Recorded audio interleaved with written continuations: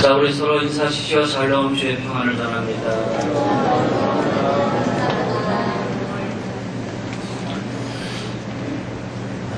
예수님이 가시는 곳곳마다 많은 무리들이 몰려들었어요. 그것이 들판이든 전략이든 주택가이든 예수님이 가는 곳마다 많은 사람이 몰려든 이유는 예수님이 말씀에 권세가 있고 그 다음에 치유하시고 고쳐주시고 또 가르쳐주시고 이런 놀라운 하나님의 이적을 이루다 보니까 수많은 사람들이 예수님 둘레에 항상 있게 되었다라는 거예요. 그 상황이 어느 정도냐면 이런 상황이에요. 오늘 본문의 말씀과 동행규절 같은 내용을 가지고 있는 마가복음 3장 20절에 보면 이렇게 얘기합니다. 집에 들어가시니 우리가 다시 모임으로 식사할 겨를이 없는지라. 뭐 할 겨를이 없다고요? 식사할 겨를이 없다. 여기 겨를이라는 게 뭡니까? 겨를이라는 거는 내가 무슨 일을 하다가 다른 일이나 다른 생각으로 돌릴 수 있는 잠시적인 여유, 이게 겨를인데, 내가 일을 하다가 도저히 다른 일이나 다른 생각을 할 수 있는 그 시간적인 여유가 전혀 없다는 거예요. 가르치고 고치시고 그 다음에 많은 사람 귀신을 쫓아내시고 뭐 이런 사역 속에서 예수님은 식사할 겨를이 없으셨다는 거예요. 먹는다는 것은 사람의 기본적인 행동이잖아요. 근데 이 기본적인 행위마저 할 수 없는 그런 상황 속에서 주님이 일을 하셨다는 거예요. 귀신 달린 사람 귀신을 쫓아내 주시고, 아픈 사람 싸매 주시고, 고쳐주시고, 고통받는 사람 위로하시고, 억울한 사람 한을 풀어주시고, 주님의 배는 허기졌지만은 배고픈 자를 채워주시고. 근데 좀 더 다르게 생각하면 주님은 굳이 그렇게 하지 않으셔도 될 것 같아요. 왜냐하면 예수님에게 12제자가 있었죠. 12제자가 있으면 12제자에게 좀 맡기면 되잖아요.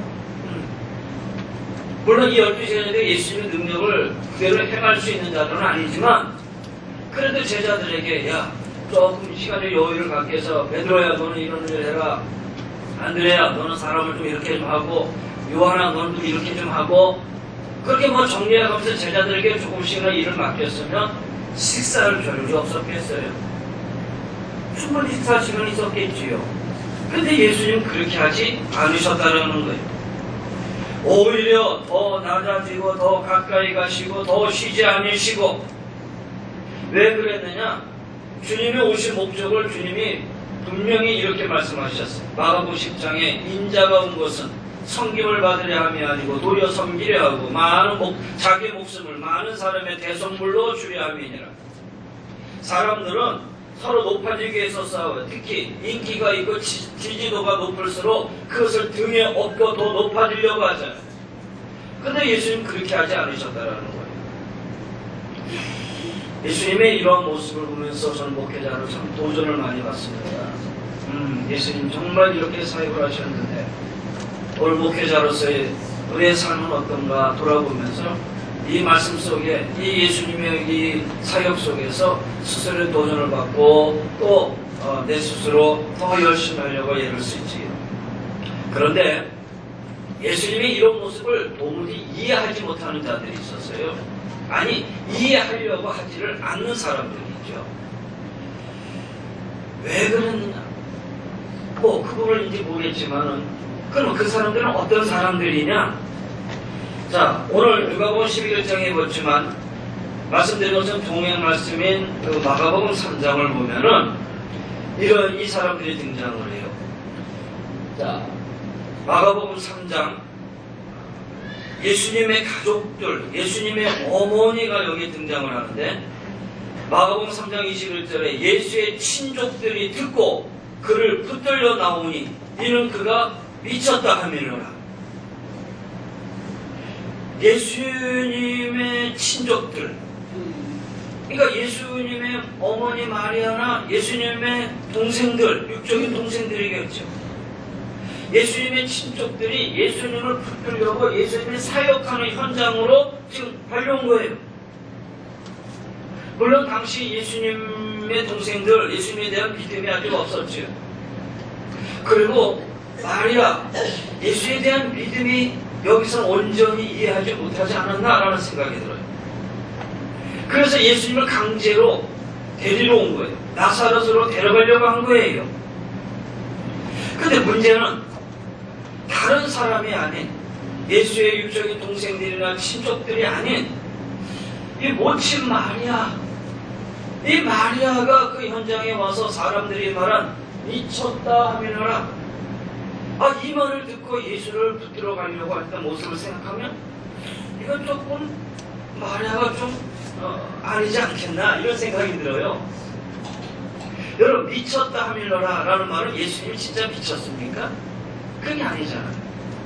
아마 예수를 향해서 비난하는 사람들이 예수를 향해서 미쳤다라는 그런 소문을 냈을 것 같아요. 그 소문이 바닥에 퍼졌죠. 그러니까 나사렛에 살고 있던 마리아와 그 예수의 동생들 친족들이 그 소문을 듣고 달려온 거예요. 예수가 미쳤다라는 말을 듣고 달려온 거예요.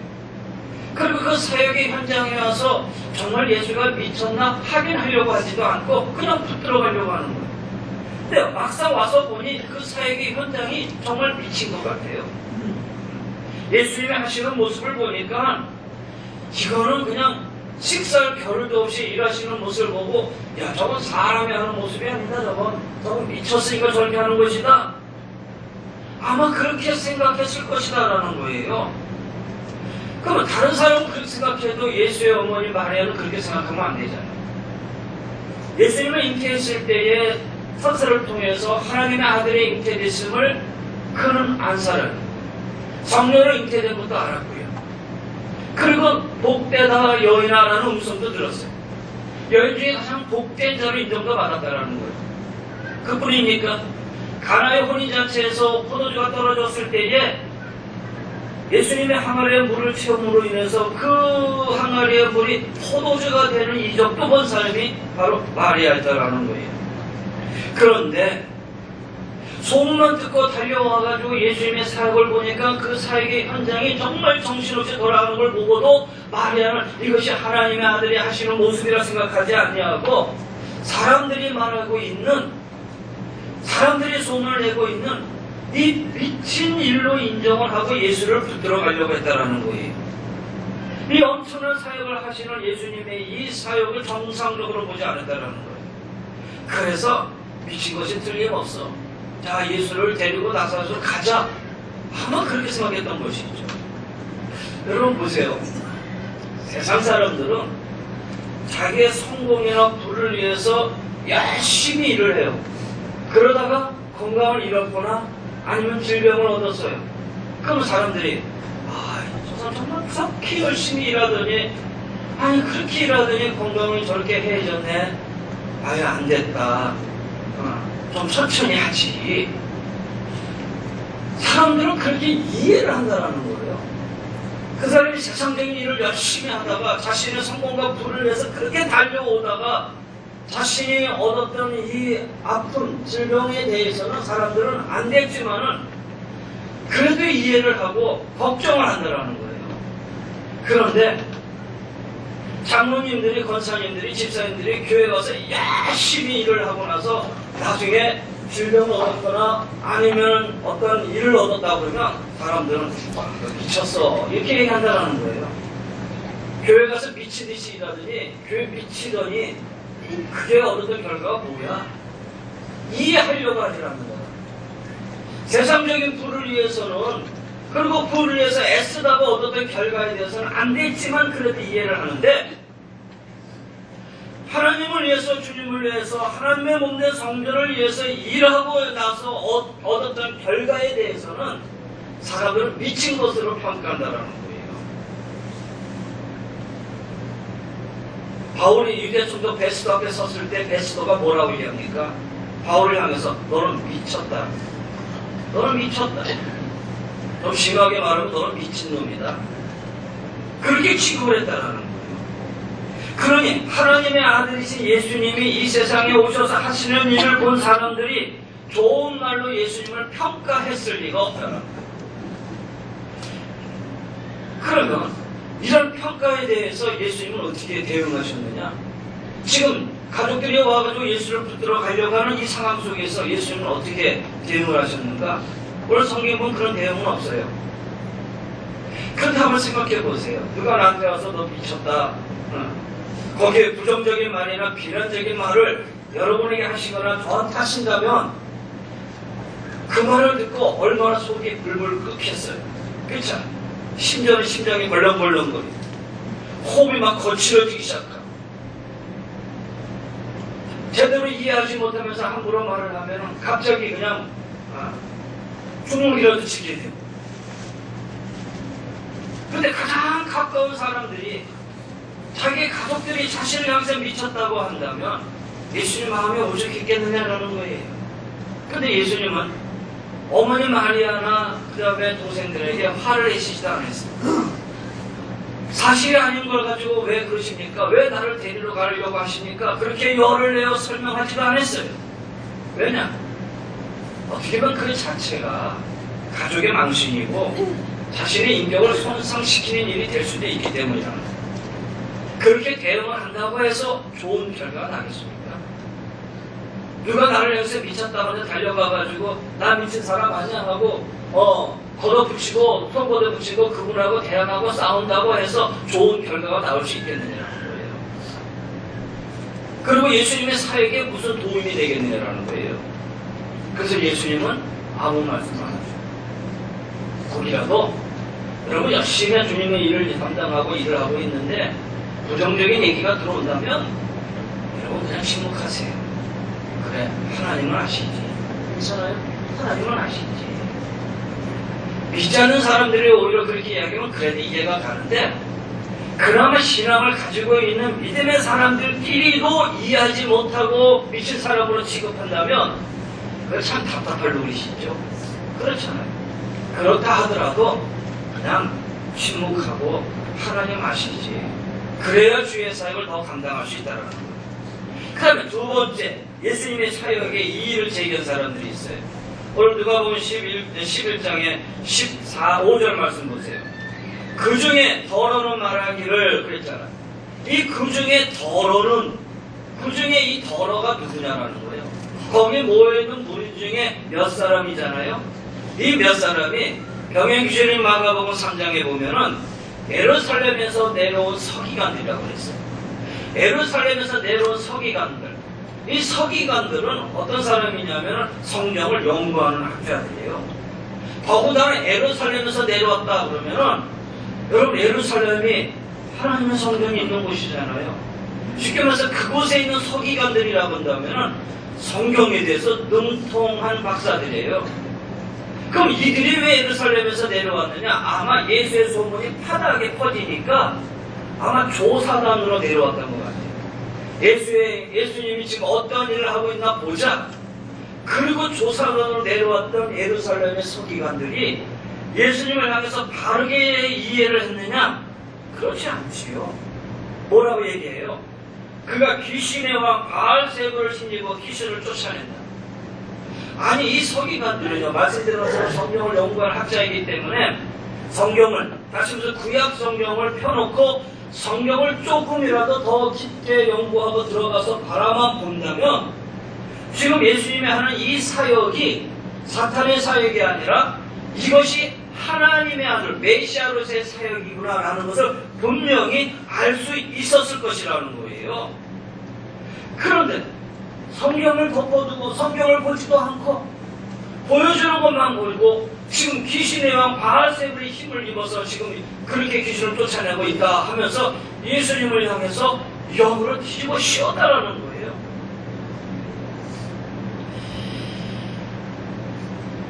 우리가 그 사람을 모함하는데, 다시 말해서 정치 역사를 보면은 자기의 반대 세력을 몰락시키고 제거하는데 몇 가지 방법이 있죠.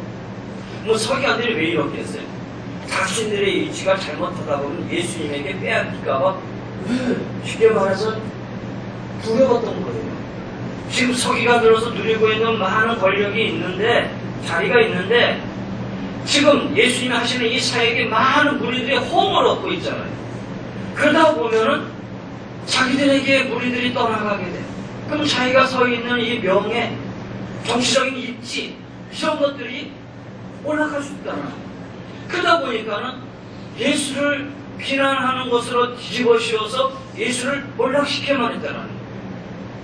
그래서 예수님을 향해서 비난하기를 귀신의 왕 바알세불의 힘을 입어서 귀신의 역사를 한다. 말씀드렸지만 우리나라 정치 세력, 정치 어떤 그 역사 속에서도 반대 세력을 몰락시키는 방법 중에 하나가 뭡니까? 첫째는 도덕성을 흉내잖아요. 도덕성. 부정부패했다. 무슨 정가자다. 무슨 뭐 이중생활을 했다. 도덕과 윤리에 대해서 흠집을 내요. 그러면서 그 사람을 몰아세우잖아요. 그러다 두 번째 크게 사상성의 흠집을 내잖아요. 우리나라 이 색깔 논쟁, 이데올로기 논쟁. 사실 이 색깔 논쟁이나 이데올로기 논쟁은 어디서 시작이 됐냐면 친일파서 때 시작이 됐죠. 친일파서. 그 다음에는 좌파. 그 다음에는 중친부. 색깔 논쟁으로 몰아붙이는. 아직도 일본과 청산하지 못한 과거가 있는 우리는 남과 북으로 아직도 나눠져 있는 우리의 현실 속에서 이 이데올로기의 문제만 걸면은 거의 뭐 90% 100% 뭐 승산이 나오잖아요. 안타까운 현실이에요.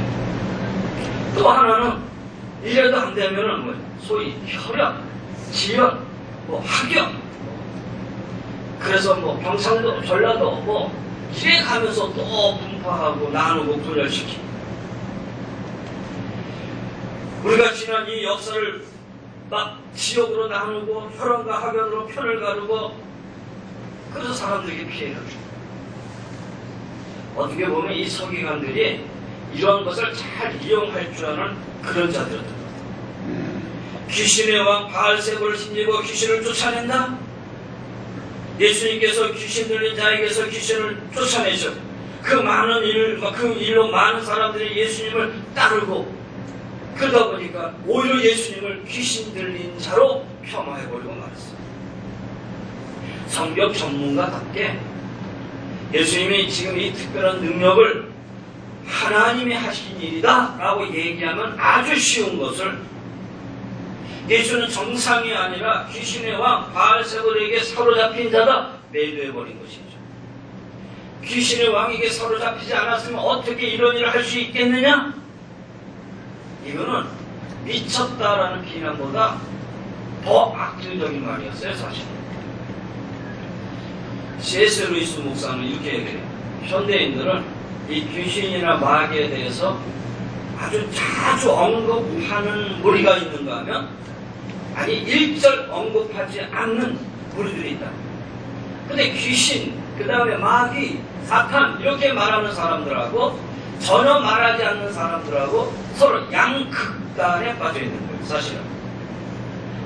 무슨 얘기냐면 세상에 나타나는 모든 현상을 다 귀신의 역사다, 귀신 들렸다 이렇게 말하고 있는가 하면은 반대로 이런 영적인 것이 어디 있느냐, 귀신이 어디 있느냐, 마귀가 사탄이 어디 있느냐 하면서 부인하는 사람들을 있잖아요.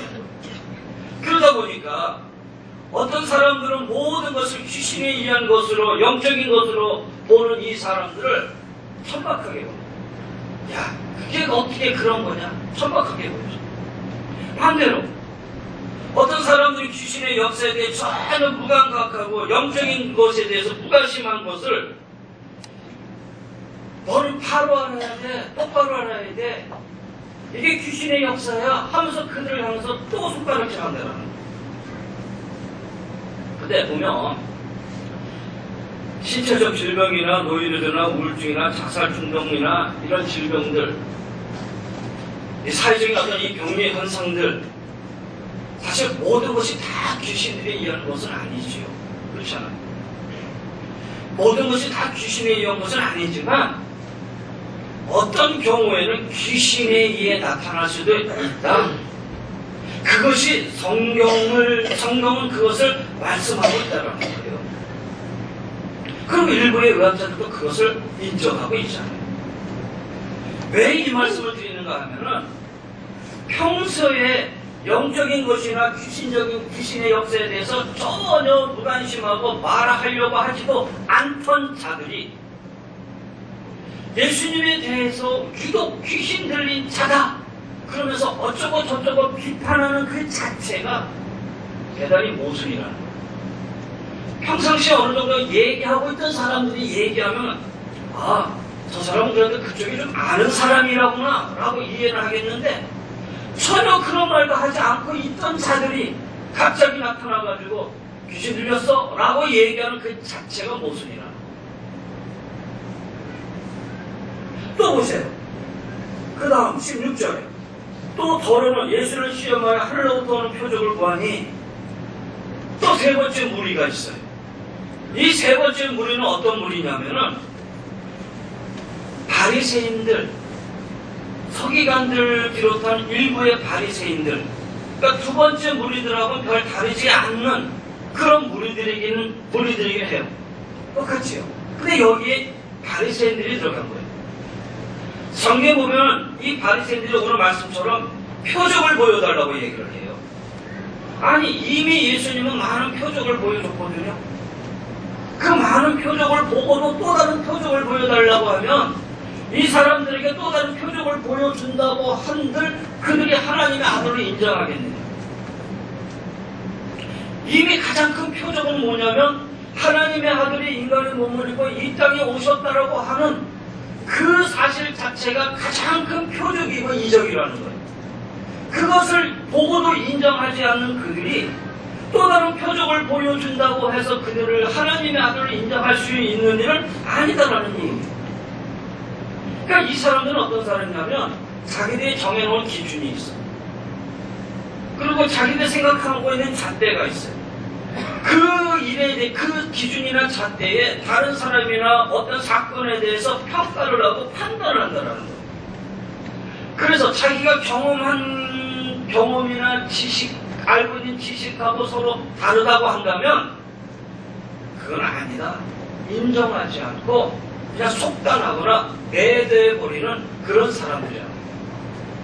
우리는 그런 거 조심해요. 이 바리새인과 이 사두개, 이 서기관들이 그런 사람들이다. 그리고 예수 배에 와가지고 또 다른 표적을 요구하는 거예요. 하늘로 떤 표적을 보여달라. 많은 표적. 하나님의 아들이 지금 눈앞에 있는 그 자체도 모르는 자들에게 표적을 보여준다고 해서 믿겠느냐? 안 믿는다. 그래서 예수님 허락하지 않으셨어요. 자, 그렇다면 이런 도전에 대해서 예수님은 어떻게 대처하셨냐면 오늘 그 다음에 말씀 보면 예수님 참 논리적으로 답변하시죠. 예수님이 그들의 말이 얼마나 어리석인가를 그들에게 직접 말씀하시는 거예요. 무슨 얘기냐? 야, 사탄이 어찌 사탄을 쫓아낼 수 있느냐? 스스로 분쟁하는 나라마다 황폐해지고 스스로 분쟁하는 집은 무너진다. 그래, 내가 사탄의 힘을 입어서 사탄을 쫓아낸다면 아니 사탄의 나라에서 사탄을 쫓아내면 그 사탄의 나라가 온전하겠느냐? 이거는 기초적인 논리죠. 따지고 보면은. 근데 그 기초적인 논리도 모르고 얘기하는 이들이 예수님이 생각할 때는 참 답답한 거예요. 내가 귀신의 힘을 입어서 귀신을 쫓아내면 귀신의 나라가 온전하겠느냐? 사탄의 나라가. 스스로 분쟁하는 나라가 제대로 쓸 수 있겠느냐? 그러고 하시는 말씀이 그들 중에서 이 축사행위라는 사람들이 있었어요. 그러면서 예수님, 그럼 너희들이 하고 있는 행위는 누구의 힘을 입어서 하는 거냐? 그렇게 물으니까 이들이 대답하시는 방법이 없잖아요. 그러면서 예수님 말씀하시잖아요. 나는 사탄의 힘을 입어서 하는 게 아니라 하나님, 사탄보다 강한 자, 사탄을 결박하고 사탄을 넘어뜨리고 사탄을 쫓아내고 사탄을 멸하게 하는 하나님, 하나님의 아들로서 이 땅에 오시고 하나님 자신으로서 이 능력을 행하고 있는 것이다. 그런 부분을 지금 이들에게 선포하고 있는 것이다. 여러분 그래요. 예수님이 이 땅에 오셔서 하시는 일들이 사탄의 힘을 입어서 하는 게 아니라 오히려 예수님이 사탄보다 더 강하다. 사탄의 능력을 파괴시킨다. 이 일을 너에게 지금 보여주기 위함인데 왜 너희들은 그것을 깨닫지 못하고 영적인 분별력을 갖지 못하느냐라는 거예요. 예수님께서 이 세상에 오신 것은 사탄의 지배를 받는 백성들을 구원하는 것임을 우리는 분명히 알아야 되는 줄 믿습니다. 자, 오늘 말씀을 한번 정리해 보죠. 여러분, 예나 지금이나 어떤 사람이나 어떤 사건에 대해 말도 많고 그 내용도 다양해요. 예수님이 사역을 시작하신 후에 그의 소문이 퍼지면서 엄청난 무리들이 몰려들었어요. 말씀에 주인 영혼들, 병든 자들, 그리고 악한 귀신에 사로잡힌 자들, 주님께 나오면 다 고침받으니까 주님이 가시는 곳에 늘 사람들이 모여들었어요. 발 디딜 틈이 없었어요. 그렇게 사람들이 모여들면서 예수님은 어떻게 하셨느냐? 누군가를 통해서 대리 사역을 하거나 멀찌감치 서서 이래라 저래라 그런 방법을 쓰지 않으시고 친히 일일이 안수하시면서 그들을 만나셨어요. 그렇게 하시니까 예수님은 잠시 쉬거나 식사할 겨를이 없을 정도로 바쁜 가운데 일을 행하셨다라는 거예요. 그 일에 관해서 세 가지 반응을 말씀드렸어요. 한 무리는 예수님의 가족들, 친족들, 예수님을 향해 미쳤다는 사람들이 있었고, 또 한 무리는 예수님이 귀신의와 바알세불의 힘을 입어 쫓아낸다라고 예수님을 비난했고요. 세 번째 무리들은 오히려 이 표적을 행하는 예수님에게 또 다른 표적을 요구하는 어리석은 일을 했다라는 거예요. 이 모든 것은 다 예수님의 권위에 대한 도전이었어요. 다시 말해서 예수님을 부정하고 부인하려는 그런 자들이었다라는 거예요. 그런데 여러분, 오늘 제가 이것을 여러분에게 설명드리려고 하는 것이 아니라 오늘 우리는 그들의 잘못된 반응과 도전으로 인해서 우리는 예수님이 누구시고 어떤 분인지라는 사실을 더 잘 알 수 있는 기회가 되었다는 거예요. 예수님은 미친 사람이 아니라 미쳐가는 개인과 가정과 사회를 고치시는 분이에요. 할렐루야. 비정상적인 개인과 가정과 사회를 유일하게 정상적으로 되돌려 놓을 수 있는 분이 바로 우리 주님이십니다. 사람의 모양으로 이 땅에 오셔서 한 사람 한 사람 만나주시고 만져주시고 고쳐주시고 가르쳐주시고 치료해주신 분이세요. 예수님은 귀신의와 바알세불, 사탄, 마귀와 같은 존재가 아니라 그보다 더 강한 분으로 오셔서 이 모든 귀신을 쫓아내고 최후에 사탄을 결박하실 분이시다라는 거예요. 그들보다 더 크고 강한 하나님이라는 말이에요. 여러분, 우리는 이 본문의 말씀을 통해서 예수님의 이러한 모습을 분명히 아셔야 된다는 거예요. 그래서 우리는 예수님 앞에 경배하고 찬양하고 예배하는 거예요. 그리고 주님은 지금도 여전히 살아계셔서 성경에 기록된 그대로 행하는 분임을 우리가 분명히 믿고 우리의 신앙생활 삶 속에서 그분을 경험하며 사셔야 돼요. 그것이 바로 성도가 해야 할 일이다라는 거예요. 주님을 믿지 못하고 그 역사를 경험하지 못하는 것은 오늘 본문에 나오는 이 무리들과 별말 없는 사람들이라는 거예요. 그래서 여러분 달라야 돼요. 여기에 나오는 사람들과 근본적으로 달라져야 된다는 거예요. 바뀌어져야 된다는 거예요. 적어도 우리는 아니다라는 얘기예요. 사랑하는 여러분, 이 세상이 주님에 대해서 그 어떤 말을 하더라도 여러분만큼, 아니 우리는 주님에 대한 바른 고백, 바른 믿음으로 무장된 귀한 성도의 삶이 되시기를 주의 이름으로 간절히 축원합니다. 그리고 말씀 안에서 역사하시는 이 주님의 놀라운 역사를 여러분 삶 속에서 경험되어져 나갈 수 있는 귀한 성도들 되시기를 주의 이름으로 간절히 고면하며 축원합니다. 그래서 성경에 기록될 수는 없지만 이 성경에 기록된 사건이 내 삶 속에서 매일매일 순간순간 하나하나 이루어지고 있다는 사실을 내 신앙의 삶 속에서 깨닫고 경험되어지고, 그래서 내 믿음과 신앙과 내 그리스도를 향한 내 믿음의 삶이 늘 기쁘고 감사하고 주의 은혜 가운데 주의 삶, 주의 은혜가 내 안에서 다 넘쳐남으로 기쁨과 감사가 넘쳐날 수 있는 귀한 성도 삶이 되시기를 주의 이름으로 간절히 권면하며 축원합니다. 우리 교회가 주님의 증인으로서, 예수님의 증인으로서 서는 교회입니다. 오늘 세 번째입니다. 여러분, 예수님의 증인으로서 서는 교회가 되시기를 바라요. 예수님의 증인으로서 서는 성도가 되시기를 바라요. 예수님은 이러한 분이십니다. 내가 믿는 예수님은 이러한 분이십니다라고 분명히 고백하고 내가 경험된 예수님을 우리 삶 속에서 늘 증언하고 살아갈 수 있는 그런 성도가 되어셔야 된다는 거예요. 2018년도 여러분이 경험한 예수 그리스도, 여러분이 깨닫고 고백하며 나가는 이 예수 그리스도, 여러분의 삶의 도전에서 증인으로의 삶을 살아가는 귀한 성도의 삶이 되시기를 주님 이름으로 간절히 권면하며 축원합니다. 기도하십시다.